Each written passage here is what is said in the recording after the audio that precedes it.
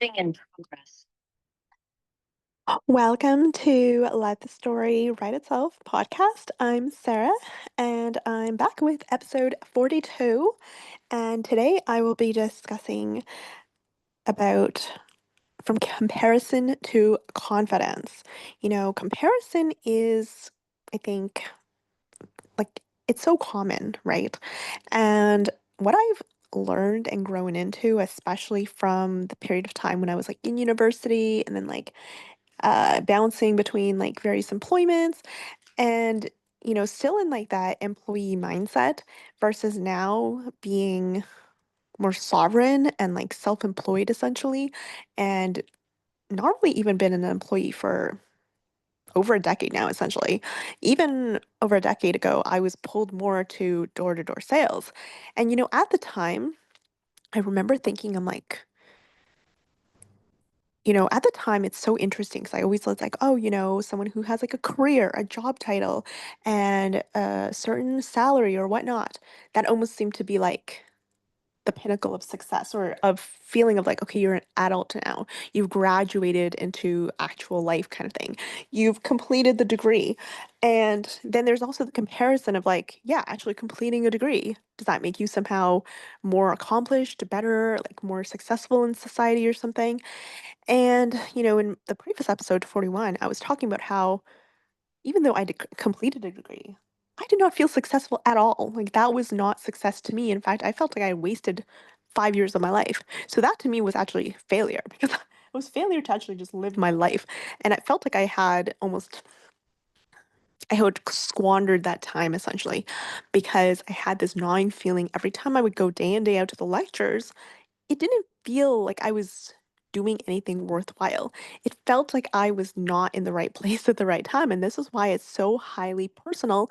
Every single person has a unique blueprint. So comparison is essentially rendered moot because why would you? It's like comparing an apple to an orange. It's like if you're a fish, why would you compare yourself to a bird? It's like, these are all analogies I'm sure you've probably heard, but it's like so true because not everyone is destined to go to the university path and go into a career, go and have an occupation with a defined title, be employed by someone, this and this and that. And this was essentially my sovereign journey. It was essentially emerging from the state of comparison and looking to what others think I should do or what other people are doing, comparing myself to that.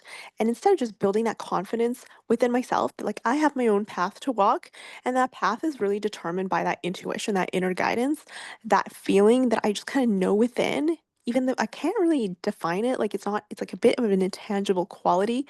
It's just like an intuitive knowing. It's almost like this ephemeral, ethereal sense, right? It's like your spiritual self, whatever you want to call it. And that's really how I started operating more once I completed the degree. Let's look see how this looks on paper.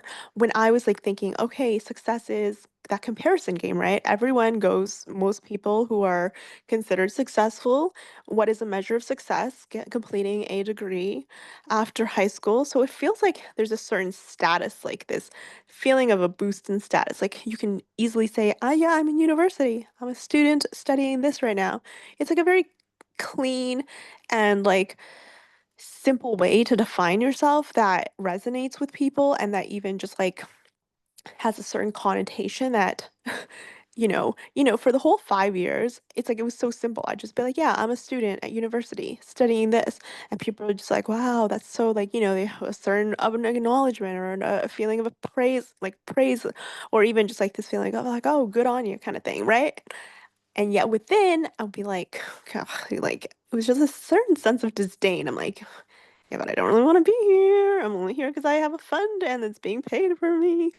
I freaking get driven here every day. Like I'm not really, I really would rather just not be here. So like this was like the inner thoughts that I would have despite, presenting on the surface like, yeah, I'm in university. I'm a student studying this, whatever. I'm like, yeah, but within I am definitely way more of a wild, like free spirit, and I I just never felt at home in university essentially. So then after university, what happened? I enrolled myself in group psychotherapy.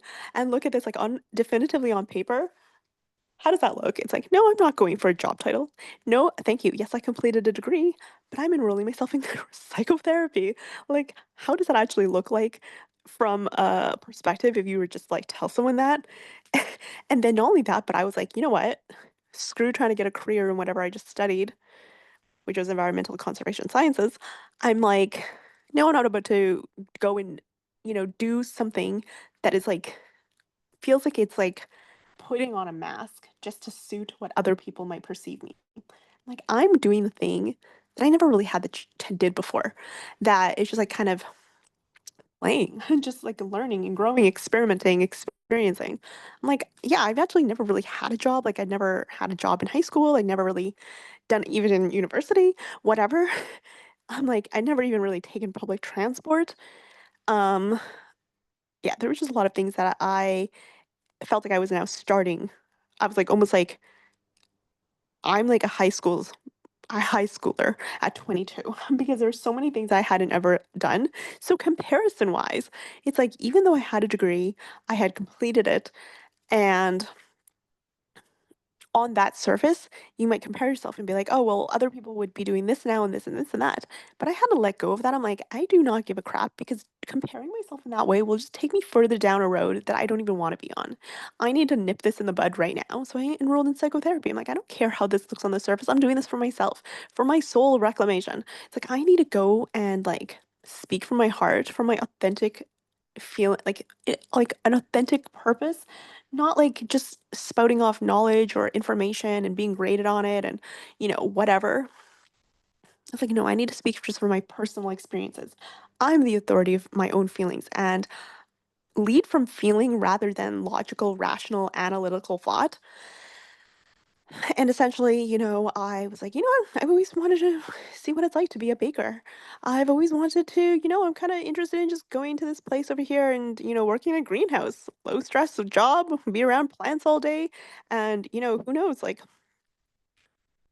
to me, it was just like exploring my hometown. And, I would read a lot of fiction books and just didn't like, have like a second childhood essentially. I'm already 22. I've completed a degree. I'm living like I lived at home throughout my university. So it's like I'm like, I don't care. Like, this is like low stress for me. I've never really been that person. Like, I took 5 years in university because I'm not about to do like a full course load. Because even throughout the university, like, I was always just like playing games and like reading fiction and like having as much free time as I actually could and not having to feel like that pressure to actually complete a degree in 4 years. So there was like some like moments, like there was still that inner sovereignty still like peeking through, even as I fit myself into the box of university. And I was always that person who just loved going to the park and enjoying nature and, the raspberries in our garden and like just enjoying life essentially. Like I never been that kind of person that's like, oh, I really have to achieve this. And even though I had an education fund saved for me specifically to use for university, I never really had that very strict, both my parents were quite free-spirited. They were world travelers before they, settled in Canada. So it's like for me, it's like I already have like a background where my own parents, like my mother didn't even go to university. Like she dropped out of a secretary course she was in at 19 because she's like, this is boring. I'm going to go travel the world. So it's like she followed her own path of joy and sovereignty and just like that. She was also like the youngest of all her older siblings. So it's like she, in many ways, is like the baby of the family. So I think she had like this innate sense of security and safety within her, like inbuilt. So while all her older siblings are like teachers and like, um, you know, was like consultants or whatever, like they were doing like more professional jobs and such. She was like, I'm gonna go and travel and do what's fun for me. And, she landed into like her own purpose and was rewarded like quite well in terms of abundance simply because she was abundance in the way she chose to lead her life. It's like she followed her joy even if it looked different from her siblings before her. Like she's the only one of her family that literally like went and like pretty much became an expat, right? Like a lot of my relatives have like studied abroad or done stuff like just for like temporarily, but then moved back home or whatever. She's like the only one who has literally just gone abroad and made a life like as an expat and doesn't really live where a lot of all my other relatives are in Malaysia and Singapore, right? So this is where that comparison game is is not even doesn't even make sense because everyone has their own life journey, has their own life story. So where are you looking to what other people are doing when it's like it doesn't even make sense, okay?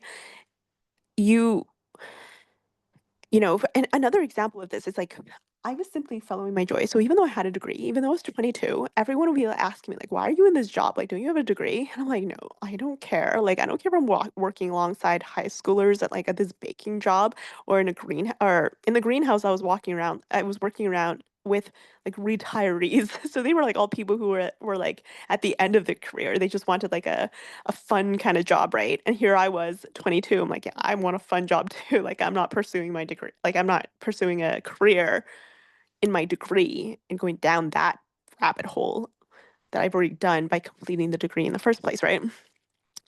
So I just did a lot of things were unconventional and like went against the grain and probably looked a certain way. And the fact that I was in the psychotherapy program, it's like, even the intake counselor was almost trying to talk me out of it and be like, well, just go get a career.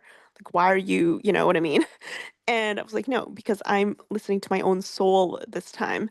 And then a lot of times, like, because I had so much free time during the day, like I took on all these like fun jobs. And a lot of times I never really felt like I was locked into it. So if something came up that I was now drawn to, I'd be like, oh, let me go try that out. Oh, let me try to apply to this. Like I just allow myself to be so free flowing.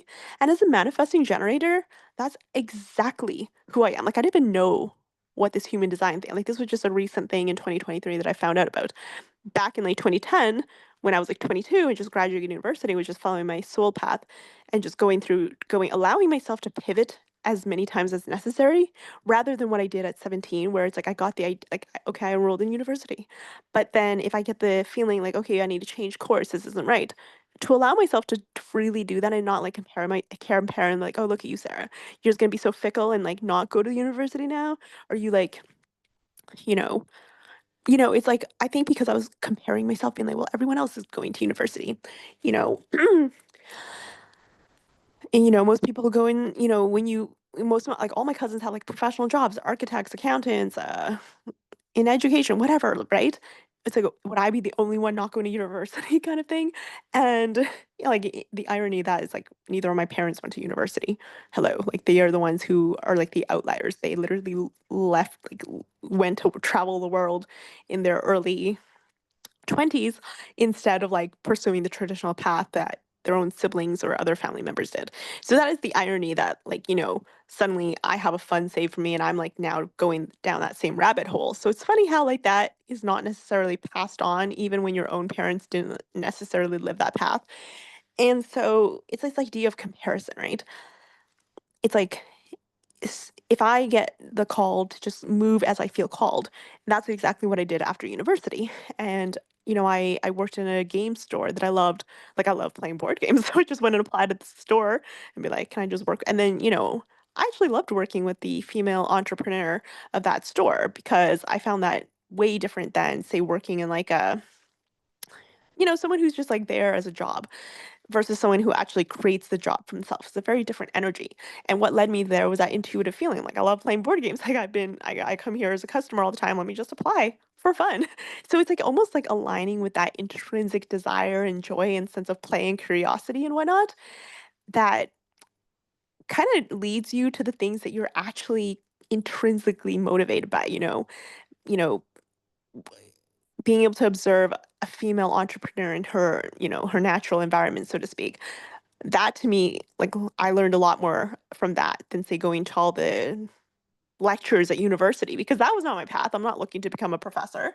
I'm not even necessarily looking to go down the research or academia route in that sense. But the entrepreneurship thing, it's like there's an innate thing. And I also gradually shifted like during that period of time where I was going through a whole roster of different jobs that, I allowed myself to move freely through. I'd be like, okay, 2 months here, 2 months there, whatever. As soon as I kind of felt like I wasn't growing or intrinsically called to a certain place, I would allow myself to be like, okay, let me go try. I'm gonna, you know, I would allow myself to just naturally, like, it all happened very organically, like, I didn't really have to plan or do too much, and it kinda all, like, it was almost like a mutual, like, feeling, like, when I was done with a particular place, the employer would already be, like, sensing that, and it was just, like, this very intuitive and organic way that things were unfolding. And then at some point, I started moving more into like freelance, and I felt called to like a door to door sales job that initially terrified me. I'm like, oh my God, how does this look when I'm going door to door? Like, how does that look? Those people that you think, you know, for some, like, so for me, what scared me more was what other people would perceive rather than the thing itself. So even though I enjoyed it more, that sense of like, high energy, that self-leadership. I have a lot of energy, so actually being able to move a lot and being out and about, not just having like that very confined space, even like working 12, 16-hour days, have more energy from that than than something that's more like a 9 to 5 kind of thing, right? And also that idea, that creation thing where it's like 100% creation, I mean, commission. You literally bring home nothing if you do nothing. Or like, so many people would just like give up, like they wouldn't even do anything the whole day, and no surprise, they would bring home nothing. And I actually was like one of the top, like there were only like a handful of females. This was predominantly males in this door-to-door sales job, and I was consistently called one of the strong females because I would consistently bring back cash essentially, because I would actually go and do the thing. And like sell the product, sell the service, perform like it was like a lawn aeration service. And so it was very like physically demanding, but that was part of it. It's like I became more fit. Was outdoors way longer in the day from like dawn till dusk than I'd ever really been before. And not only was I getting way healthy, I was also in a way in my element because I realized that the things that I'm energized are a lot different than, say, the things that maybe some of my peers would be energized by, like, getting like going to like certain routine job, or even like somewhere that's more or more considered successful by the standards of society. A lot of times when you do something that's like commission based or looks a little bit outside the box, it's not necessarily perceived in the same way, and I could feel that quite distinctly, and yet there was still that pull to it, so I allowed myself to do it. I even though I was, like, felt the fear and in a way, like, that discomfort, especially when you're just out and about and people are obviously driving by or looking at you, they're just, like, going door to door, and there's, like, a bit of a stigma against it, but, I allowed myself to go with what I felt pulled to rather than going for, like, a safe career or career that I'm just gonna like be in for a long time. Like, I'm allowing my manifesting generator self, even though I didn't have a definition for it, to simply like have a field day essentially. I'm like, it's like that intuitive knowing and that intuitive pull of who I simply am was expressing itself without that need to control it, right? So this is who I naturally am expressing it myself, even if I don't have a label for it, like, oh, I'm a manifesting generator. So of course I am like popcorn style. Like I have tons of ideas and I pivot often, and I need to just like be able to express all these different elements and facets of myself. And that's really the way that I move. And it's like not comparing myself to someone who might be more methodical or have like not necessarily need to like expend so much energy. Even like as I record this, it's like 4 a.m. Okay. This doesn't make sense. Like, shouldn't you be sleeping at 4 a.m.? But no, because it's like I've always operated more on my own energy and timeline. It's like if I have energy and it's 4 a.m., like I don't give a crap. Like logic, like rationally, what time it is or what people will say about like, oh, you shouldn't be on your phone at this particular time, or you should be in bed, or you should be sleeping. It's like as a manifesting generator, you know that when your energy is still going, it's actually more in line with your energy to expend all of it rather than try to curtail yourself and be like, I must just fall asleep now, turn off my phone, whatever. It's like for me, it's trusting that inner pull and that intuition and what actually is right for me, even if it's not right for someone else. And that's what it means by dropping the comparison game, because the comparison game is what led me to stay in the university career for 5 years. That was not my path to begin with, and I could feel that because I was looking to what everyone else was doing and thinking, like, I must be wrong if for some reason I'm not doing this as well. Like, why can't I just discipline myself and want to be, or, and it's like, it's not even like that I did the thing. It wasn't challenging in the way of like the actual stuff that you have to do to get through university. It was that inner discord with my own soul that was like that feeling of going against my own inner compass. That was the real challenge inside in that. And then what does it feel like when I'm, now 22, and instead of having like a certain title of like, oh, this is my job title, and you see this is like a big girl role.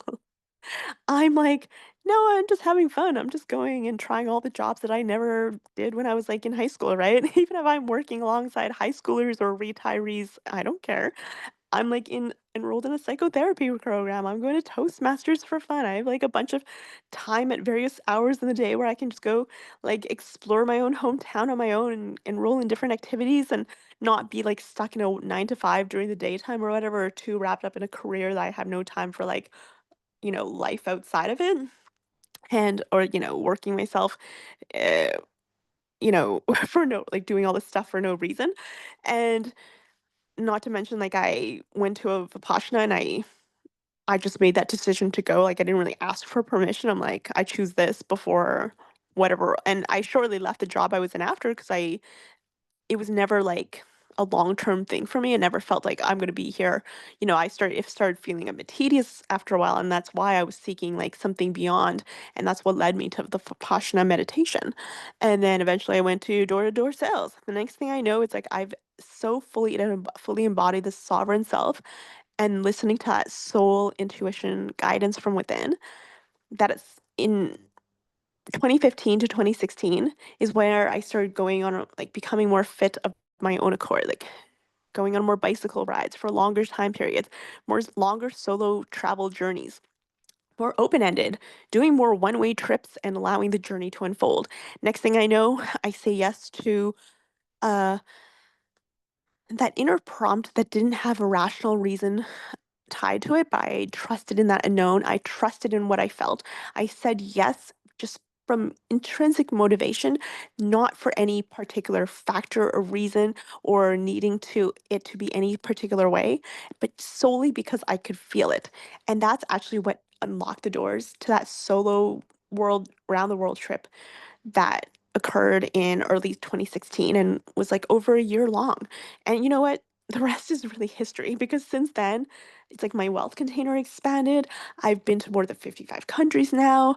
I've, I've had six figure amounts like flow in from like investments that I had made then. I started making more and more investments. I'm a property owner at this point. It's like there's like I just kind of up leveled in so many ways from this expanded sense of self and that container where I was no longer like I was so fully in my sovereign state that I was not even looking to what other people were doing, so to speak. It's like I knew who I was now. It's like I don't need to be a student. I don't need to be an employee. I don't need to have this particular title or do this particular thing. I can in fact do this particular thing instead, even if it looks a little bit like an anomaly or unconventional or might look a certain way. Who knows, right? It does not matter because the comparison game is pointless. And so this is really about embodying your sovereignty through living your own path, your unique blueprint, which is yours to live, is yours to write, is your own story to unfold. And that's what's so unique and perfect and exciting about life is the unfolding of your own journey. It's not going to look like anyone else's.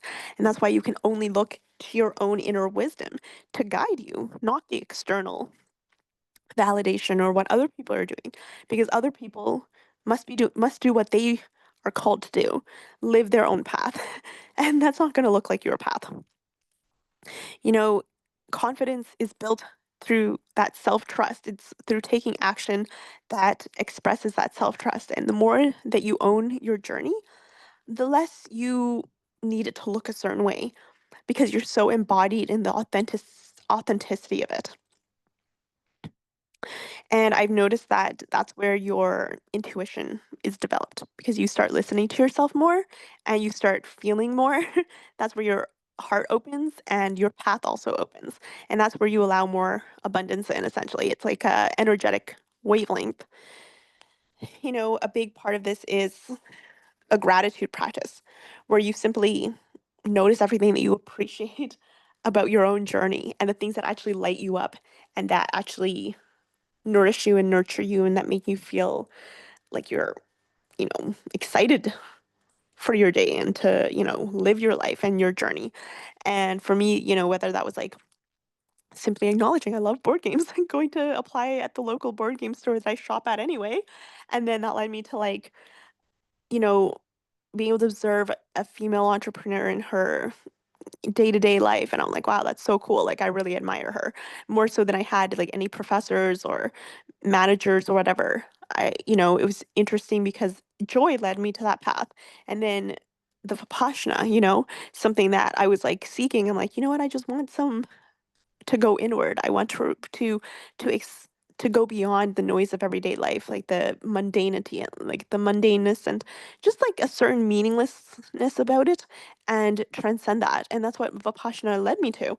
And that inner desire, like appreciating that quality of silence and like stillness and going within. And then even there's that acknowledging that, you know what, I have a lot of energy. I have more energy than most in many ways. As a manifesting generator, as whatever, energizer bunny, who knows? I am the bunny rabbit in the zodiac sign.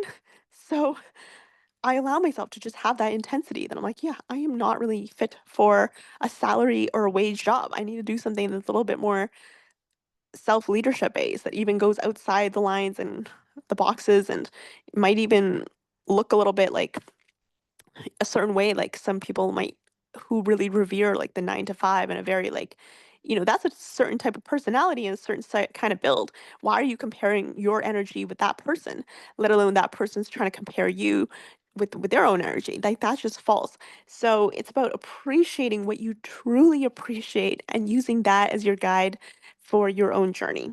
So this has been a conversation on moving from comparison to confidence, and I hope you have some takeaways from this episode of Let the Story Write Itself.